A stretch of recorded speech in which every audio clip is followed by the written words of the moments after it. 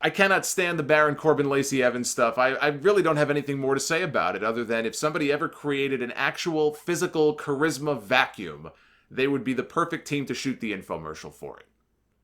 So earlier in the night, we had Anderson and Gallows egging on AJ Styles, telling him that Ricochet was talking smack about him after AJ beat him the previous week.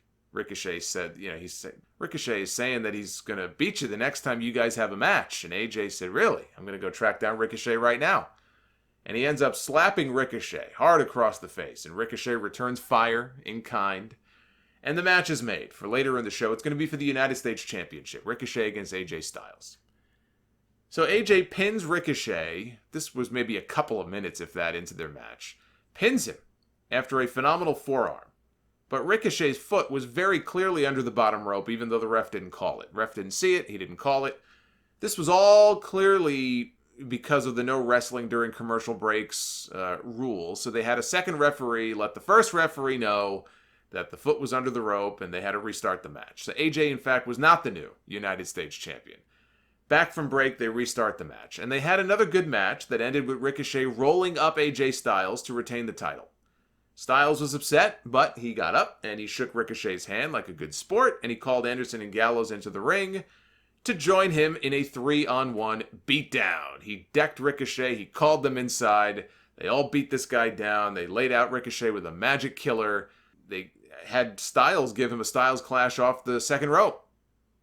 I guess a Super Styles clash. Heel AJ Styles is back, the club is reunited, and it feels so good. It was nice to see the band back together. Predictable though it may have been, it has been building for weeks. This is the story that they have been telling ever since Anderson and Gallows and AJ, who's been out for a while with an injury, ever since all three of them suddenly showed back up on TV again. AJ has been just, going hard at them, saying, what happened to you guys? You guys are barely even on television, and when you are, you lose. You call yourselves the best tag team in the world. You're not. The Usos are the best tag team in the world. So this story has been playing out now for a number of weeks. You could see it coming, but guess what? You could see the Macho Man turning on Hulk Hogan coming too, way back in the day. And that didn't make that storyline any less enjoyable. In fact, it's still probably the greatest one that the company's ever come up with. I guess you could say Austin McMahon. That's more of like a long-term angle there. But the whole Savage, the whole Mega Powers and, jealous of Elizabeth and then the big split, if that isn't number one, it's in the top three. Greatest storylines that they have ever done. So I loved it. I love that, and I love this one. Anderson and Gallows, according to all the reports that I'm now seeing, have absolutely signed new 5-year contracts with WWE. They rejected the first deal that was presented to them. In fact, I think the company took them off the road, so they weren't working house shows and making money off those. And they were kind of at a stalemate because their contracts were coming up for expiration supposedly in September. And there was a lot of belief that they're just going to wait them out, not unlike what Moxley did, and then they're going to leave. And they're probably going to go work with some of their buddies in All Elite Wrestling, or maybe they'll even do some work again in Japan. But that was the belief. And now they have re-signed with WWE deals that may be even far bigger than the $500,000 per year deals that each of them were said to have first turned down. I saw Sean Ross Sapp over at Fightful.com tweeted out that there's a lot of chatter that these deals are for, in his words, big money. Meltzer said far beyond the $500,000 apiece that each of them were offered the first time. So you can just use your imagination. Are they $1 million deals? Are they $750,000 deals? Are they $600,000 deals? Maybe they're $501,000. I don't know. That's a lot of money. $500,000 is a lot of money. Per year, assuming that it's per year per person and not collectively $500,000. That's a lot of money. And it seems that AEW is making a lot of money for a lot of different WWE talents. I hope they can make themselves as much money as they're making for everybody else right now. And I know that this company is getting a lot of TV money coming their way soon, and they're getting a lot of sweet Saudi money, but without there being another place for these guys to go, and this is to all the people out there who doubt me, and doubt everybody else who mentions the initials AEW when it comes to stories like this, and doubts that this is happening because of AEW, that there is a legitimate AEW effect going on here. For all of those people who don't buy that and think it's bullshit and, oh, you don't know what you're talking about, think about it like this. Think about the TV money that they're going to be getting soon and the Saudi Arabia money I'm sure that they're making. They're making bank. This company is making bank more so now than ever before. And I wish I still had the stats in front of me, the percentage of the money that actually goes to pay talent. It's actually very low. So all of a sudden you think that because they have all of this excess money now coming in, I mean, what do you think? Do you think that they're just going to suddenly up everybody's pay out of the goodness of their heart? Is that what you think? Vince McMahon is suddenly, he's decided to spread some of the wealth around on his own because he's such a great guy? Is that what you think?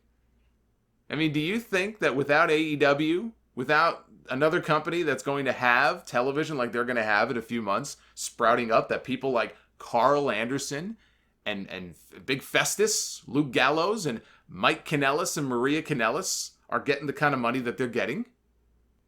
You don't think AEW plays into each and every one of these? You are delusional if you don't think that's the case. Vince McMahon is not deciding to suddenly pay people more because he's such a nice guy. That's not how this works. There has to be a reason for them to offer more people more money. What do you think that reason is? Gee, I wonder. I wonder what that reason is. I wonder why they're so hell-bent on making sure that people don't leave the company. I guess WWE really doesn't want these guys going to work for MLW or Impact Wrestling. Give me a break. And MLW actually is a great product, but it's not any kind of threat to WWE. But all these stories about they're making sure they have everybody under lock and key. They don't want anybody leaving. Why do you think that is? Come on. There are people that don't believe that. Use your brain. Use your brain. I don't know if AEW is going to become a big success. Who cares? That's not what we're talking about here. Just their mere existence and the fact that they've snatched up big names like a Moxley and a Jericho. And they were negotiating with Omega and the Bucks, and they decided to go start their own promotion instead. And all the other people they've signed up. They don't want people going to work for AEW. They don't want to give AEW. They don't want to gift anybody to them. They don't want to gift wrap. Oh, here, take this guy. This guy's been on my television for 3 years now. Here, you take them. They don't want that. So they're going to do everything in their power to pay these people all this money and make sure that they can keep them for 5 years or however many years they signed them for. And they can't go anywhere else. They're mine. Mine, mine, mine. They don't like sharing. Their toys belong to them. They don't want to share their toys with anybody else. And you know what? I say this. For Anderson and Gallows, good for them. Good for them. Anderson has what, like 4 kids? That gets expensive. I look at it like this. WWE is finally doing something with them. They've been reunited with their good brother, AJ Styles. If WWE is only doing this to make them happy just long enough to get them to sign a new contract, and then all of a sudden they put them on the back burner for in a few months again, then I guess they'll be the highest paid enhancement talents in the entire world. But when you start getting into just stupid money like this, and you've got especially when you got a family, you do what you got to do. And I know, I get that some wrestlers and some people, they're all about, freedom and creativity. Wrestling is an art form. It's my canvas. I'm the painter. I need to be able to paint my canvas the way that I want to. And then sometimes you get a big fat contract waved in your face and you'd be a fool not to take it. Everybody's different. But it'll be interesting to see what happens with the Revival come, next year. If the company does the exact same thing with them. Like 3 months before, all of a sudden they make Bret the Hitman Hart the new manager for Dash and Dawson. I think Scott Dawson's head would explode if they did that.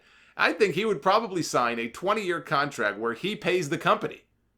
And then after they sign, Bret Hart suddenly vanishes from TV. Suckers.